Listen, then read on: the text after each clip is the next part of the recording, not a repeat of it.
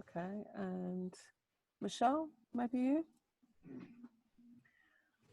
Everybody too shy. All you need to do to speak is just unmute your microphone, which will be on the bottom of your screen. But if not, John, I suggest you move on. I suggest we'll move on and hopefully people are with us. Right, can we have the next slide up then, Katina? Values, fundamental British values. Well, there they are in front of you as summarised in what's the accepted shorthand for British values from the government. I first came across this about a year ago in a Home Office consultation paper about the Prevent agenda. And since then, it's appeared in many different publications, including several formal statements concerning the FE sector.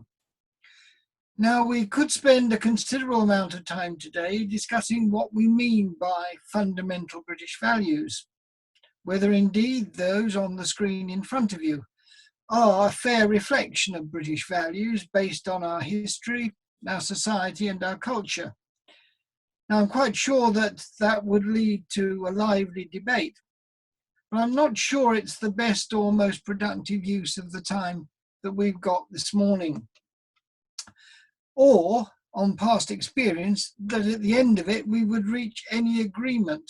Most of the discussions I've had around what are British values have generated lively debate, but very little agreement about what they should be. So instead, I'd like to propose that we accept these values as a working definition, to move on and consider them as we should consider any statements that come from outside the sector, have a look at them in the specific context of education, and particularly the context of further education. So if that's all right, I'll move on and we'll just take that as a working definition and move to the next slide. Thank you, Katina. Because in my view, the British values debate is not a standalone issue, but it's part of a wider set of current obligations placed upon providers across FE. Let's start with the public sector equality duties, which you've got in front of you there, which stem, of course, from the Equalities Act 2010.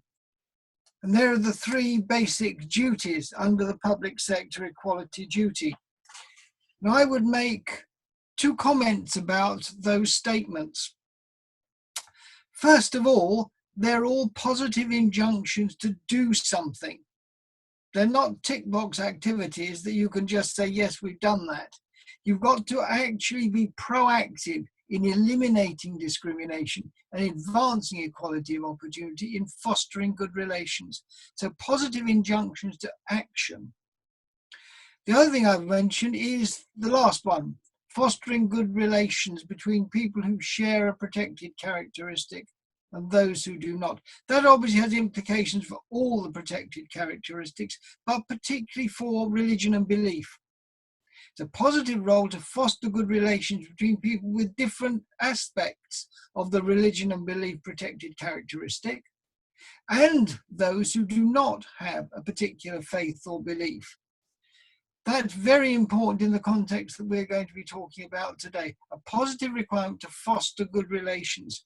And one of the ways in which I think the institutions will be judged is, what are you doing to foster good relations across all the protected characteristics, and particularly around faith and belief? Right, can we have the next one? Next slide, Katina. Let's turn next to our friends from Ofsted, because some of this work has now found its way into the Ofsted framework and handbook. And if you look at the first judgment of Ofsted, leadership and management, the Common Inspection Framework says inspectors will make judgments on leadership and management by evaluating how far people actively promote equality and diversity, tackle discrimination, and actively promote British values, lifted straight from the government requirements straight into the Ofsted framework. And if we could move on to the next one, Katina, when you unpack that in the handbook that inspectors take into institutions, inspectors will consider the extent to which all forms of equality are promoted and respect for people of all faiths and those of no faith, and how far learners are prepared for life in modern Britain and promotes the fundamental British values. And here's that statement lifted straight from the original Prevent consultation into the leadership and management requirements of Ofsted. And if you could move on to the next one, to teaching and learning. In the Common Inspection Framework, inspectors will make judgments on equality of opportunity, recognition of diversity, and the skills required to make learners function effectively in British society. And that does mean preparing learners for a society that is multicultural and multi-faith. And then if we move on to the Inspection Handbook for Teaching and Learning, inspectors will make judgments about promoting equality, raising awareness of diversity, issues around victimization, harassment, and radicalization. Note that brought into this section and immediately followed by promoting learners' spiritual, moral, social, and cultural development. Interesting that those two things are brought right together in that part of the Common Inspection Framework and Inspection Handbook. And then the new framework has, in the next slide, Katina, the new judgment on personal development, behaviour and welfare. It talks about the extent to which learning programmes, including enrichment activities, help learners explore personal, social and ethical issues. This to me is a pretty broad hint that this goes right across the curriculum, right across all provision, not just what's done formally in learning programmes, but also informally in institutions. So let's move on, because we also have the Prevent guidance. And in this context, I'd like to draw people's attention to this particular aspect of the Prevent guidance, which talks about staff training to enable teachers and others to use opportunities in learning to educate and to challenge, allow leaders and teachers to exemplify British values in their management and teaching, and we expect institutions to encourage students to respect people with regard to the protected characteristics. And I think it's important that we focus for a minute on this aspect of the Prevent guidance. Issues of radicalisation and terrorism are serious, and they shouldn't be ignored, but most institutions have structures and procedures around safeguarding and links with outside organisations that help them to deal with issues that arise for students who might be regarded as vulnerable or at risk. But that's a very small percentage of the student body. And what I would argue is we need to balance that with an approach that is a value strategy that impacts on all students and all staff, with the role of building communal resistance to radicalisation. And that's where I think this all comes together. Provision for all students, for all learners and all staff. So if we look at the next slide, that suggests that we're working in a context of all of these different things. The British value sits alongside the public sector equality duties, about the role of Ofsted, Prevent duty, SMSC and citizenship. It's part of that broader context. And if you look on the right-hand side of that slide, we would argue that delivering SMSC covers a great deal of that agenda. And that agenda, we argue, is central to the work of the FE sector. It's not an addition, it's central. And we talk there about the educational and economic mission of FE to equip learners with knowledge, skills, attitudes and values necessary for their future roles as citizens or employers or employees, and to actively promote equality and diversity. Those are central to the mission of the FE sector. So it's in that broader context that I think we should approach the requirement to promote British values. Now, I'll just pause there before I move on and just ask if anyone wants to respond, if there are any questions, comments, or discussion that people would like to have around that introduction to the context in which British values, Prevent, SMSC, and controversial issues generally sit.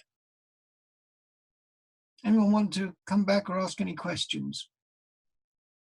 Remember, you just need to unmute your microphone, or I can see that Marie from Learn Devon, her mic isn't working, so type anything in the chat.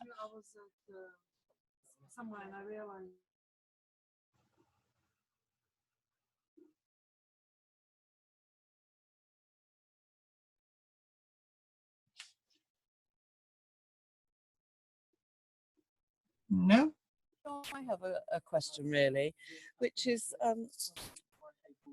I suppose the question is, how seriously, one of the interesting things is that the Prevent agenda, partly because the training was provided free and also partly because it was rolled out, seems to have kind of reached people because of that, because it was mandatory.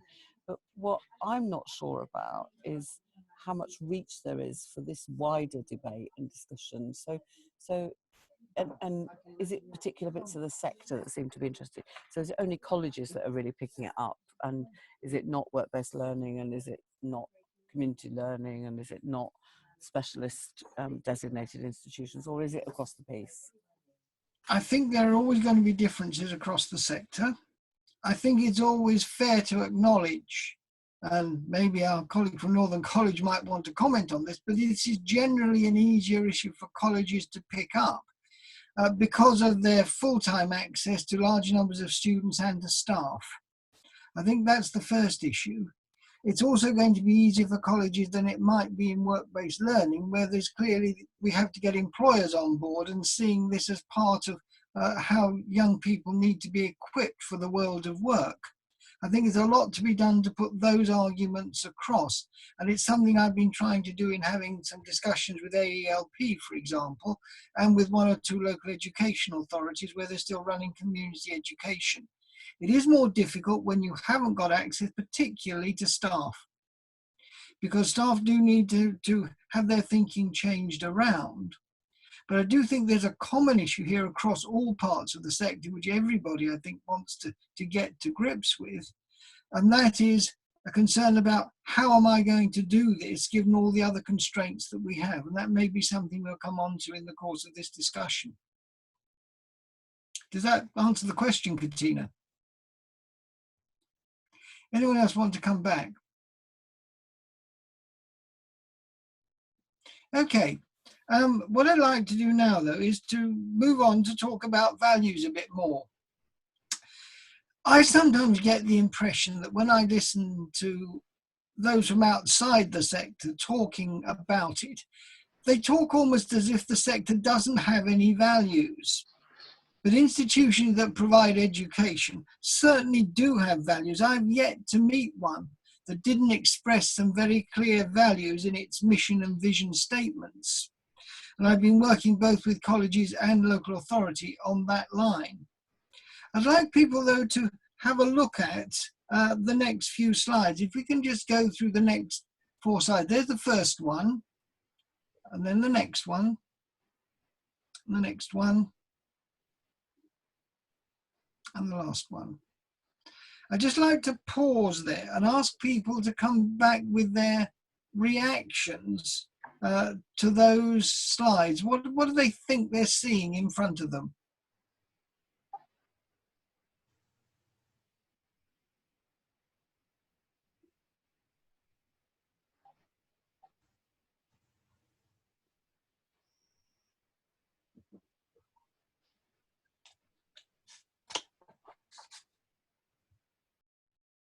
Anyone like to venture a thought? Well, it seems to me that these are values and principles that an FE college or a training provider would have. And also with the bullet points underneath, what is it that puts those in practice? What kind of statements underpin a particular heading, like student participation, how we're achieving that, student safety, how we're achieving that. But more interestingly, it does show the links between what you presented earlier, which is the public duty, and the Prevent agenda, and the link between what is in those slides. That's getting us a long way there, Yaya. Thank you. Anyone else want to comment before I come back? We do have a comment from Marie in a chat to an earlier question. It's just saying that as an organization, they've built those into the staff observations so that we can record what we see and what we feel should be improved upon. So it's part of staff observation. One of the things I get very often asked is, what should I be looking, what are we looking for when we go into an observation on this particular agenda? If we've got a list of things we're looking for, and one of those is British values, what are we looking for? Yeah? Anyone else want to comment on those 4 or 5 slides? John, just a couple of observations, really. I mean, firstly, just in relation to Marie's comment, I realise that we've rolled out the Prevent Agenda training, but there is a kind of sense in me that it's kind of like we've gone, oh yeah, that's really straightforward, we pop it into this, what have you. And I'm not aware over many years of people having great opportunities to explore these particular issues. You know, people have still often refer to those protected characteristics that came into the Act as the newer protected characteristics. So I think there's an issue there. I think the other one, though, is to just think about the news at the moment. And if we're not thinking about FE, just to think about what we are seeing in student unions and going on with students, both in America and here, in terms of how important this agenda is to many of those groups. So I think that's a kind of really significant issue. So last night, for example, the news was full of the LSE event where women and males have been separated, and that was clearly related to both religion, belief and non-belief, and also to gender. So I think it's also that stuff about it's the interface between religion, belief and non-belief and the other protected grounds that are more and more going to occupy us as well, and widen that debate, because I think often when people are talking about it just in terms of religion, people would have gone, oh, okay. But actually when they thought about it in terms of gender, suddenly it was a much more live issue last night on the news. I think that's true. I think, as always, the discussion has moved on. And I think people have moved on from taking a sharp intake of breath when they saw the new protected characteristics appearing in that list 4 or 5 years ago. I think they've moved on to being able to address those individual characteristics. But I think you're right. Then when it gets really difficult and saying, well, how do we address 2 characteristics or more together and begin to unpack some of those arguments, then I think people are still wondering how they should move ahead. And we do need to have some more opportunity to talk through how you do relate faith with sexual orientation or gender or race, and begin to unpack what that interface looks like and how you deal with it. I still suspect that in many cases they're dealt with as single entities rather than like real people, where none of us have single characteristics. As individuals, we all share a number of characteristics, some of which might be regarded as protected and some not. And I think we've got to move the debate on to that, yes.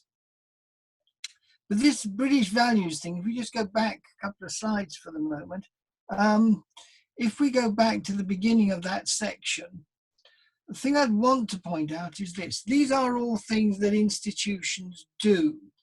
If you go on to the one after that, Katie, go forward one. They're all things that institutions do. They're statements of values, and they're statements about how those values are put into practice every day. But they're also something else. I could relabel that slide the rule of law.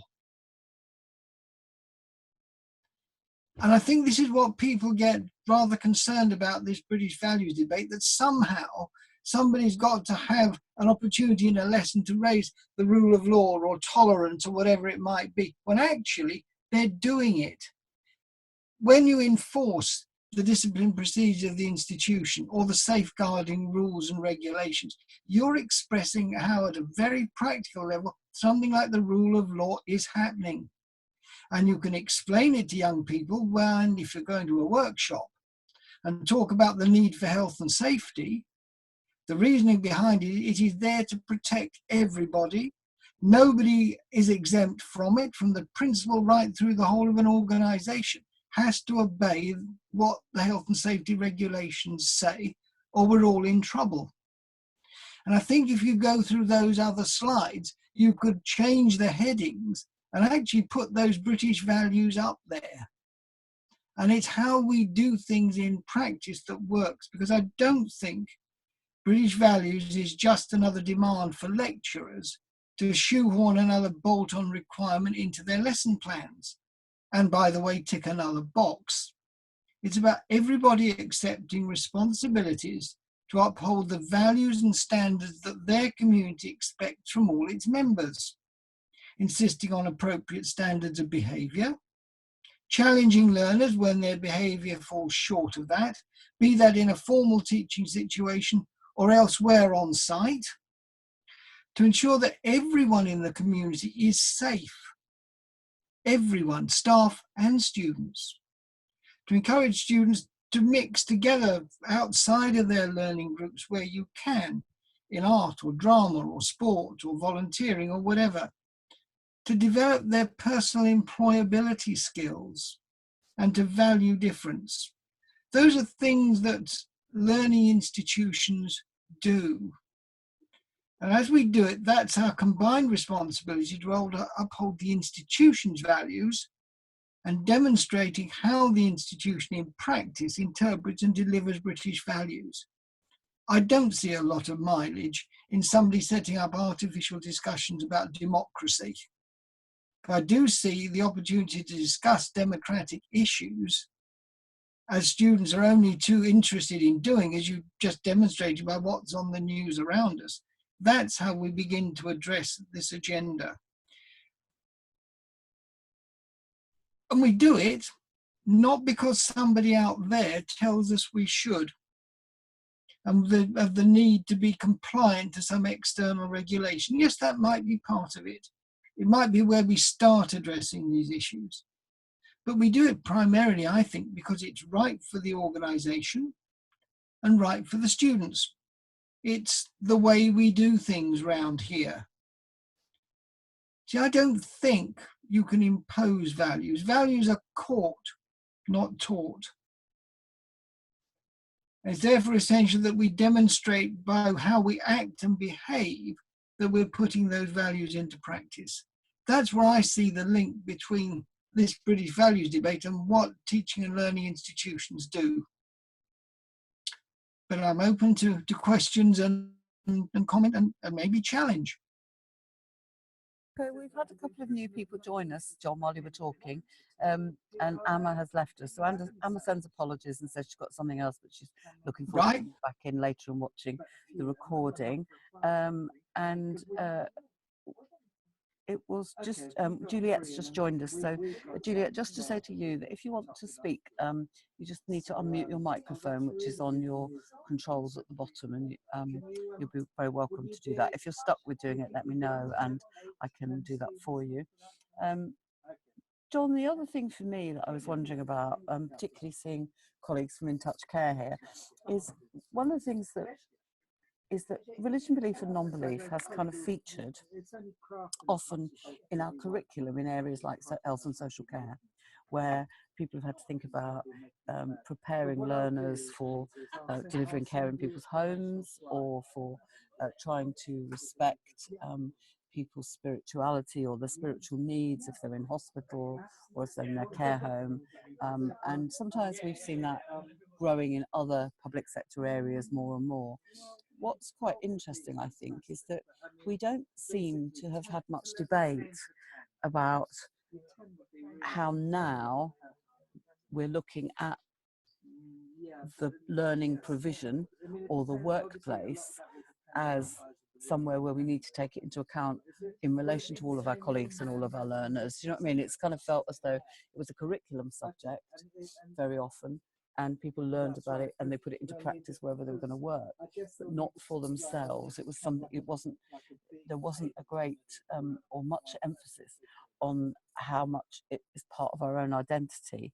And I just wondered whether you got any kind of experiences, perhaps from the work that you've been doing with providers who are trying to kind of get, to grips with a better policy about this, as to how much it's becoming a much more visible, spoken about part of people's identity.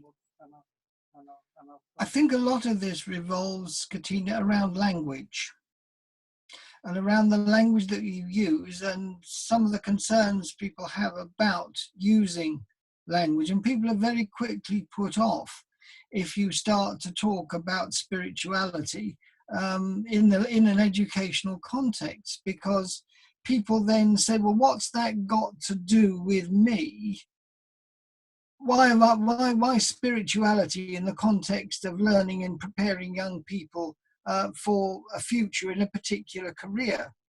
Now, you're right, there is always a curriculum content in any vocational area that impinges on some of this.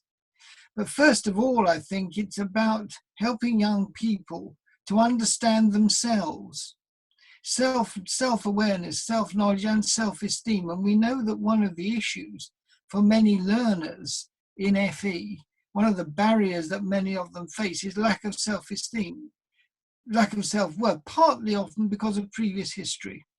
And so working on some of those areas to improve their understanding of themselves and their values, and their personal worth and their self-esteem, that's important. And that's part of preparing them then from being able to move on into learning.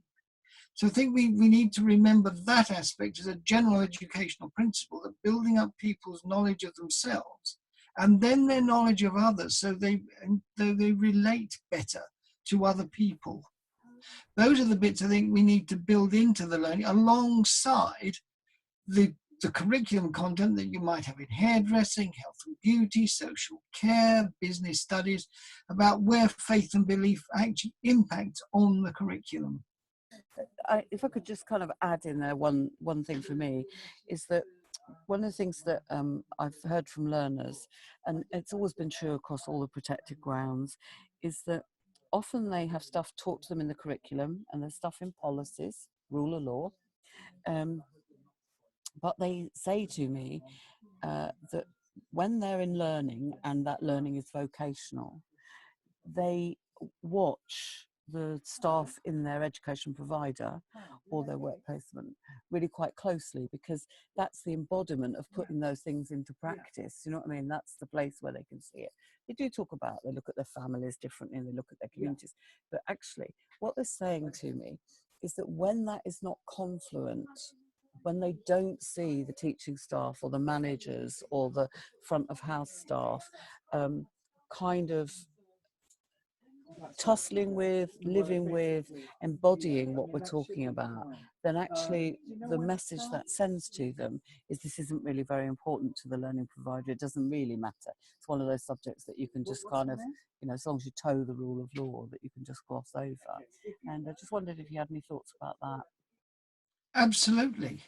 This is where values are an important part of managing the institution. I'd refer you to that 157 survey where we looked at a group of principals, all of whom had very strong values to underpin how they manage the institution. But it's also something that's been true ever since we brought in and started to talk about equal opportunities, Katina. When people had, the famous story of is it his job, hers job, somebody's job, or what? It's everybody's job. And one of the things that really will make this work is when institutions make sure that everyone through the institution lives out their values. There is no point in trying to teach people about respect and listening and valuing others if when staff then interact with students, they display absolutely the opposite. That's absolutely right. The values have to be worked right through the institution, so that then the young people take them out into the place of work. And if when they get there, they find there's a challenge to that, and that can be a real issue. What learners experience from outside the institution, be it from home, family, peer pressure, or what they see in the workplace. And that isn't consistent with what the institution is saying, what the learning institution is saying. That's got to be taken on board and dealt with.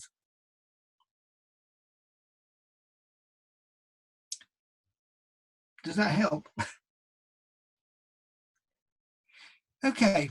I was conscious that when I prepared this, I said I would also talk a little bit about the other aspect of SMSC, which is to recognise that while it does fit, as you've just been demonstrating, Katina, into many vocational areas, into all vocational areas in some way or other, I haven't come across a vocational area yet where we haven't been able to point to where areas where values, faith and belief don't fit. Sometimes it just doesn't fit naturally. And therefore we have to try and actually create circumstances where these things can be discussed and raised. And one of the things that's been consistently said about these issues are we need some safe spaces where learners can encounter contentious issues. You just talked about what's on the news this week. Young people do want to get involved with those sorts of issues. They want to engage in the debate and to explore them. And I think we have some obligation to try and set up circumstances in which they can. And I know that at least one of the participants wanted to talk about managing controversial subjects. That's what I'd like to spend the other half of the time we've got this morning on. Is that okay? Right, I'd just like people to have a look at those three questions that are there to start with. We're talking about contentious issues. Well, what are they? What is a contentious issue? What are its characteristics? And where might it arise in the teaching and learning organisation? Would anyone like to come back with some answers on those questions? Feel free to post them in the chat, your answers to those questions. Yeah. Just one words will do fine. What even if it's what contentious issues you've had. The contentious discussions I have, John, are usually that people disagree and people get heated. Yeah. People get angry. People get hurt. People get offended. People down tools. Or they go silent and they withdraw because they realise that this is dangerous territory where they may say too much or they may hear too much to maintain or repair the relationships they've got going forward. And they're things that touch people deeply. That's kind of, my experience. But sometimes I think the thing that we often don't realise is that what touches somebody deeply may be something that other people think is really superficial and not important. And that's when we're on a minefield that we don't realise the kind of mines that are hidden around us. Absolutely. And if you took any selection of those words that you've used, you could think of a pretty good reason to think, I don't want to go anywhere near any of that. Now, all that description is very, very off-putting. Certainly to hard-pressed staff with lots of other priorities as well. And we'll come back to challenging some of those statements in a minute. Yeah, but Marie's just posted, John, to say that's her experience too in Touch Care. Oh, no, Learn Devon, sorry. So that's been her experience too. Yeah, I think it's a lot of people's experience that this is difficult territory. And people then say, well, I'm not sure that I really want to get involved. Let's just have a look at some of the issue that I wanted to raise. A lot of those things on that next slide are what Katina was saying. They're sensitive issues, they generate heated debate, sharp difference of opinion. I think what's important is to remember that impact on students, that some may be left feeling vulnerable within the group when issues are raised which challenge them or their views. And people are not used to that. I was told a lovely story last week in a college where I was talking with an access tutor who had a group of students preparing access to nursing, where I think she said there were half a dozen female students and one male student. And in the course of discussion, the male student came out with some pretty awful statements about the place of women. certainly not acceptable of equality of gender, that women's place was not out at work and doing stuff, but they had a very secondary role to play. And what emerged was that was the first time anyone had ever challenged that man's view. That was the surprising thing. But now he was in a group where everyone else were ladies who were very clear that they were going into the world of work as equal participants. They robustly challenged what he had to say, and it was very difficult. And the reason why it got difficult was because he'd never been in that position before and was left feeling quite vulnerable. Yeah, Juliet's just posted, actually, John, to say that there's a real fear for staff of approaching these subjects with learners, though. I'm sure there is. Sometimes, of course, what it does show is ignorance and prejudice amongst learners. That comes out. And again, that's one of the features of contentious issues, that very often people's views are not necessarily based on hard evidence.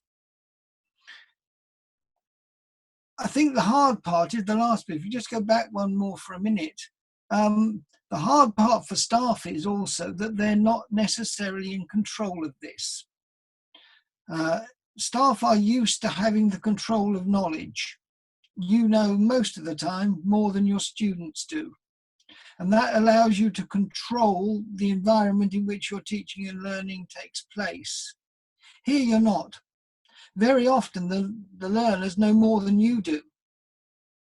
And that's quite a vulnerable position sometimes for staff who feel that they've lost control of what's going on, and getting them to realise that their role then is not to teach, but to facilitate, to lead the discussion and allow that to do the learning for them, rather than feeling they've got to say, this is how it should be. And of course, when it's faith and belief, or some of the other characteristics come to that, staff are continually frightened of saying the wrong thing. So I think those are some of the issues for me. If we look at the next slide, the answer to where might contentious issues arise, well, anywhere.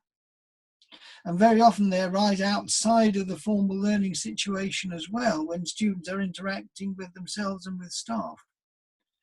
They might be in tutorial circumstances that are planned or unplanned, and they might be quite deliberately set up as a discussion in aspects of vocational courses, English, ESOL, humanities, where having discussion is a central part of the curriculum.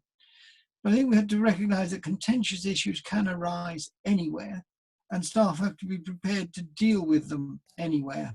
And John, in the model of learning that we promote on the Equalities Toolkit, we describe those ad hoc opportunities that come up as equalities gifts. We think that they are often the most powerful opportunity, because people realise this is a skill that you need to have every day to be able to respond and think about equalities. It's not just that it's something that's, you know, set out at a particular time in your curriculum. So we think they're really huge gifts, and the reason that they're gifts as well is because always your greatest resource in the classroom is your learner when it comes to equalities. And when those gifts crop up, often it is because it's topical or because somebody has personal experience, etc. But the skill for the tutor is in how you manage that, clearly. And how you manage that in a way that can turn it into a learning experience for the student.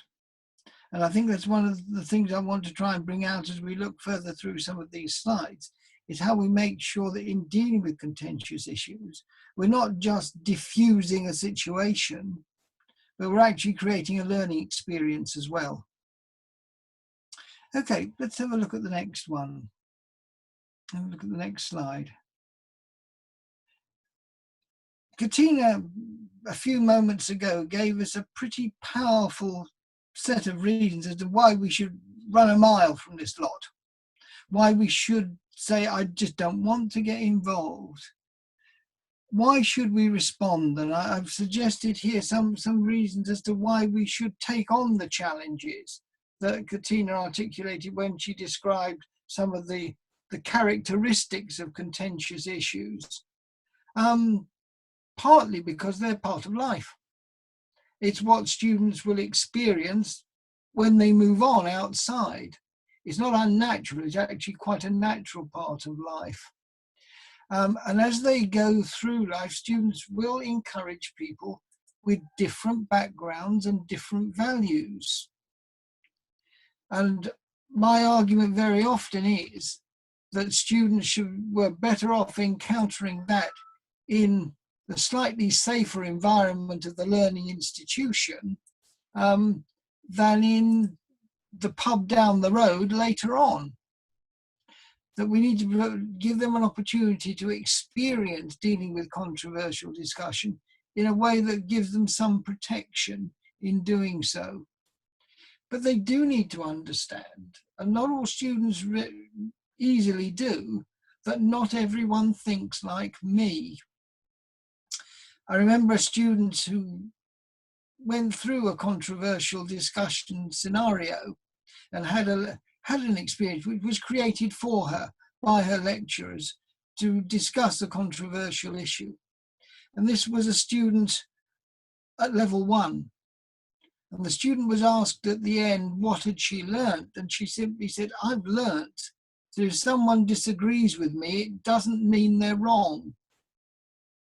And that's the sort of appreciation that we need to develop in people about how to agree to disagree and accept that disagreement is going to be a part of life. And that's part of personal and social development in understanding that. But it's also about freedom of expression. It is how, by and large, our democratic system works. It works through discussion and argument.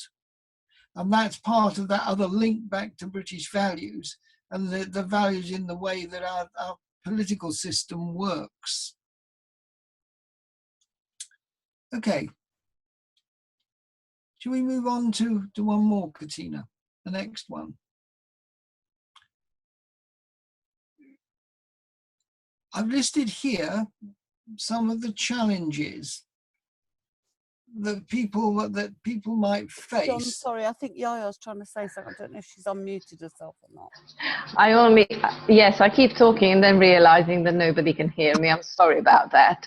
But just to point out to John that and others that we have a contribution from Marie in a chat, Marie from Learn Devon, saying that a lot of learners' views can be inherited too from their parents, guardians.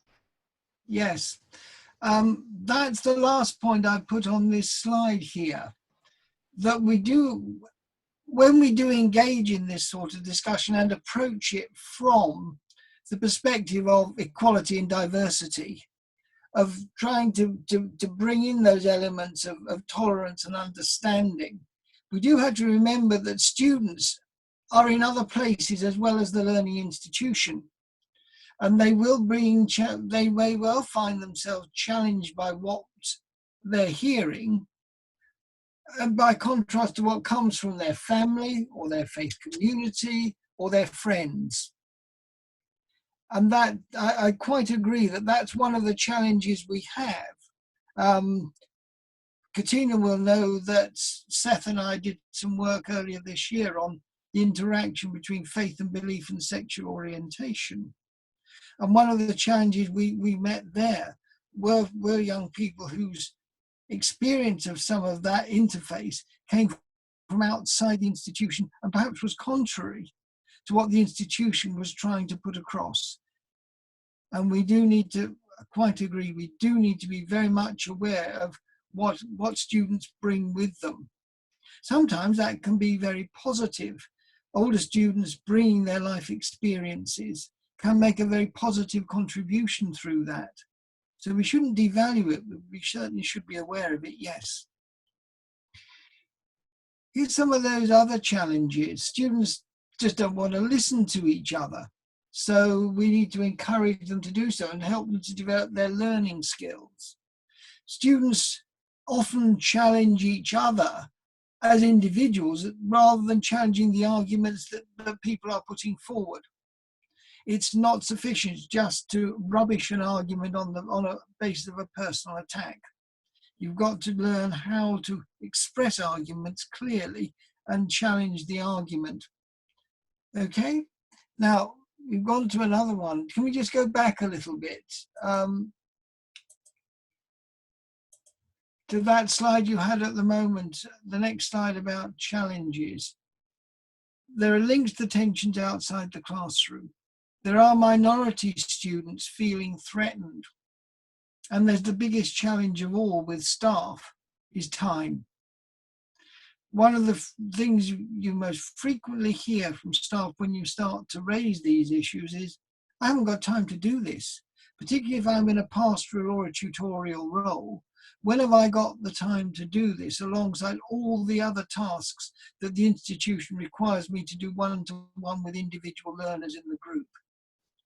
And I think that's where we come back to saying, this is not somebody's job, it's everybody's job. And how the institution spreads that out across all the experiences that learners have will help with this. Okay, anyone want to come back with chat or by voice?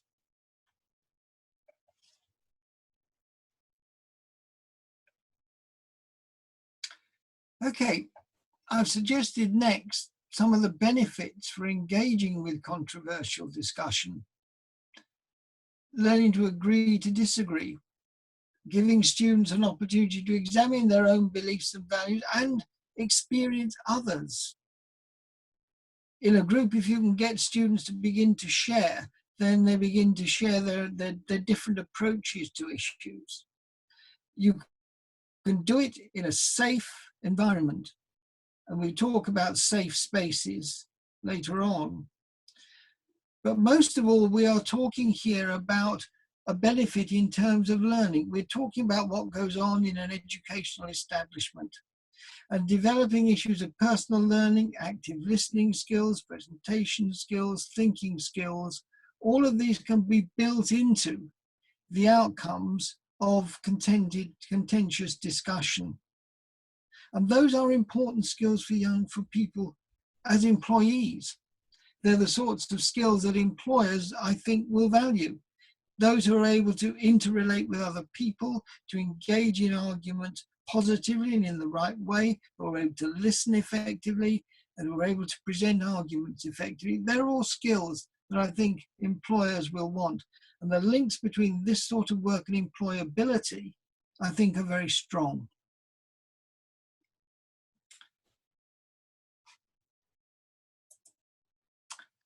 Anyone want to put something in chat or come back with some comments? Oh, they've said they're just happy listening at the present. Okay, so we can keep going, John. Okay. Time for time Right. as well. Okay. For time as well. Can we move on to safe spaces?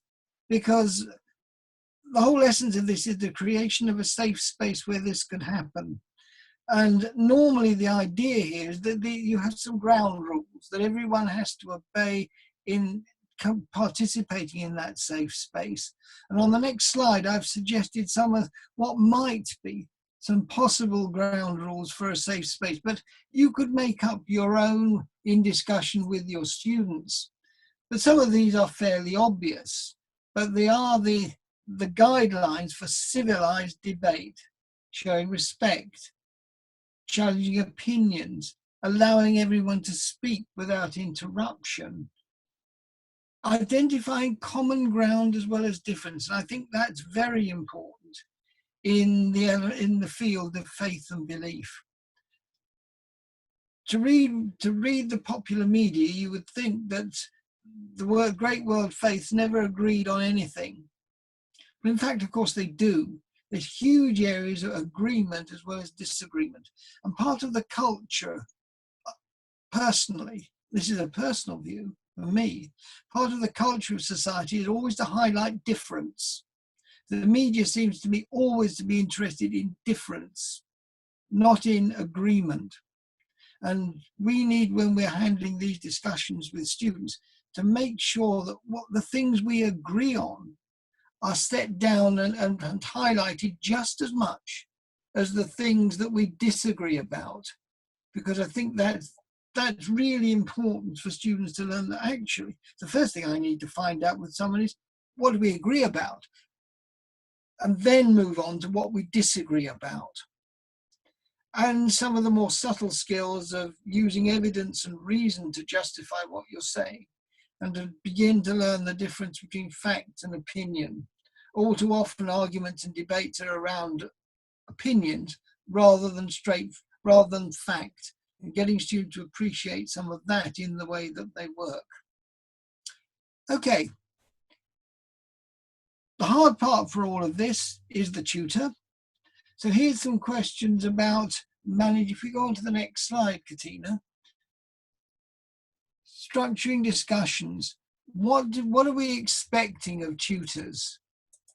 What are we asking them to do? How are we getting them to do things? And here's some ideas about what we expect what tutors might do. To act as a facilitator, involve everyone, ensure that a range of opinions are heard, encourage awareness of opinion and fact, encourage students to explore things as well as always be confrontational. Some of the most difficult issues are difficult to handle if they're handled head on as a confrontation, but help students to unpack a problem. I know a lecturer who dealt with a problem by drawing a circle on the board and putting the problem in the middle, and inviting students to unpack the different elements. Who's got an interest in this problem? And bringing out all the different potential viewpoints, and then allowing the students to have their discussion. And careful use of questioning to ask students to expand their ideas or develop their arguments or explain what they're talking about. Okay? Using language carefully. Seeking clarification, probing reasons, testing implications, moving the discussion on. Yeah. And the next slide is really important. Choosing how you're going to play your part in a discussion. You can just, if you think it's the best way, be an impartial chairperson, just make sure all the students speak, get all the arguments out, and just facilitate. You could be a committed participant if you think you want to explain where you stand on an issue, but that's a dangerous one, and one that staff don't necessarily want to go to. Sometimes you have to be a devil's advocate. If there's a part of the argument that's not getting a fair hearing, you put that forward on the table. Or you might see your role as making sure that the arguments from all different viewpoints are heard and put. You don't have to do it the same way every time. And part of the skill of this is judging which role you're going to take at any one time. And lastly, what you ask the students to do.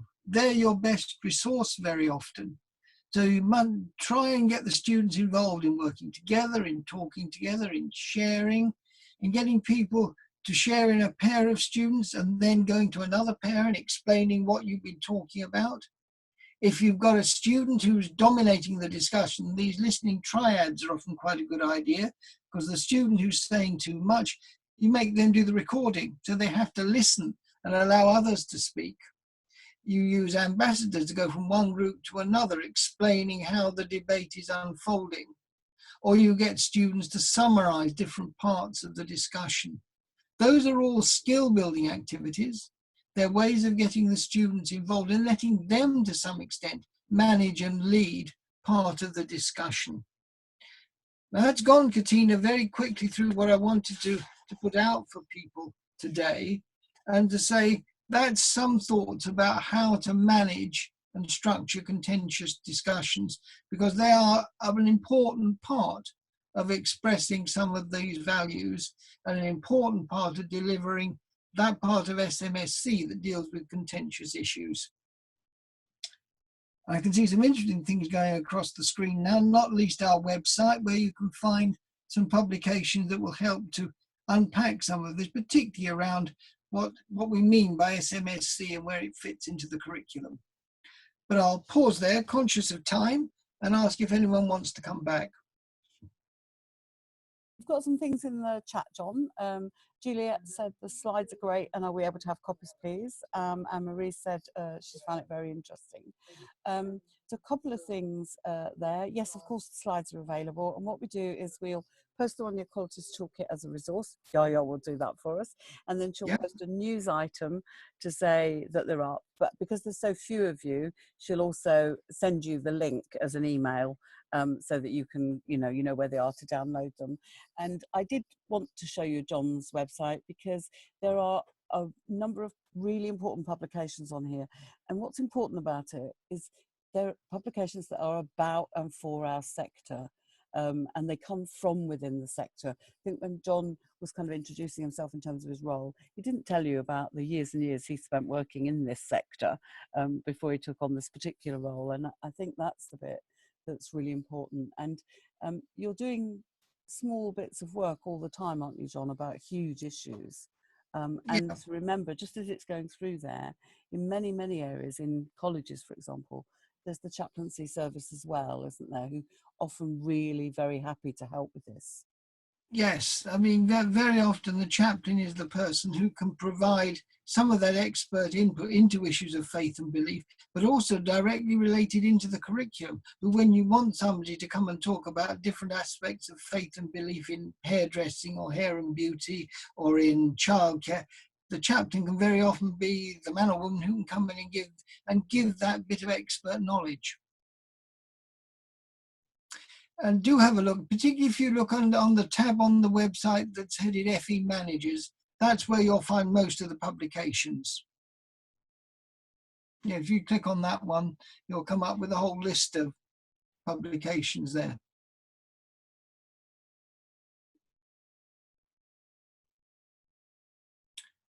I hope that's been helpful. People, I hope, have got my contact details, Katina, if they want to come back to me about anything. So just to say to people that if they want to contact John, if you're registered on the Equalities Toolkit website, then John is a registered member as well. So you can just look him up in the networking thing and you will find him that way. So I will just very quickly show you how to do that. When you log in here, once you're logged in, then you can actually find people and contact them.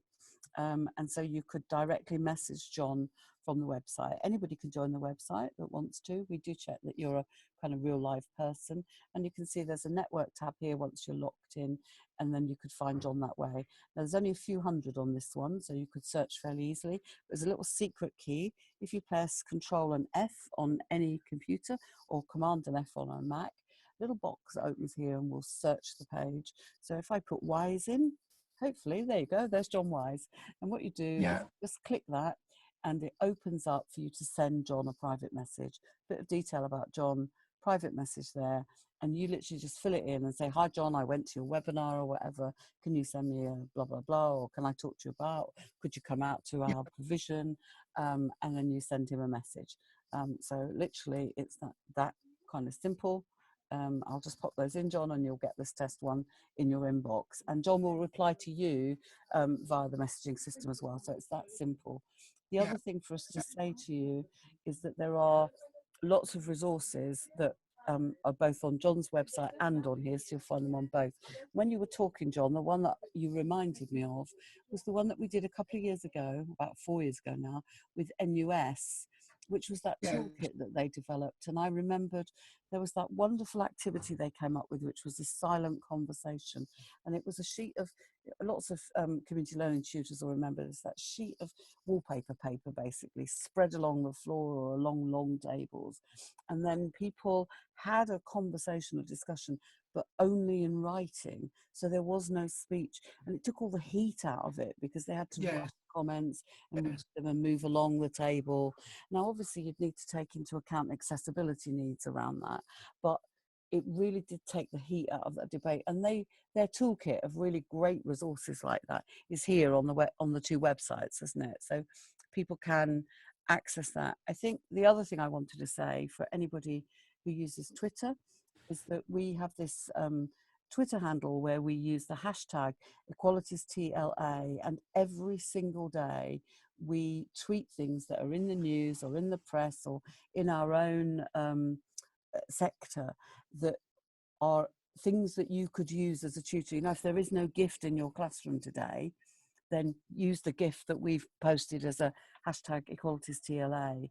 And again, every single curriculum area and each of the protected characteristics regularly come up for us. So just to say, I can only scroll this one here, but there we go, there's more coming up here. So, you know, when we were looking at the kind of Oscars or LGBT there, so you can see that there are, you know, examples pulled out all the time that you could actually use on whatever area you're working. So we just kind of want to recommend those to you really as well.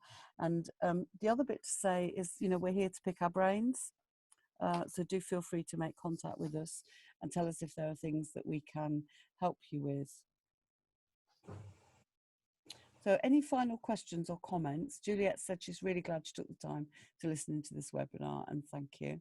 And Michelle says, very interesting. She's not been very talkative, but she assures us that she has been taking everything in. So thank you very much indeed. Anybody wants us to run another one or go in a bit more depth or what have you, then just let us know and we'll see what we can do.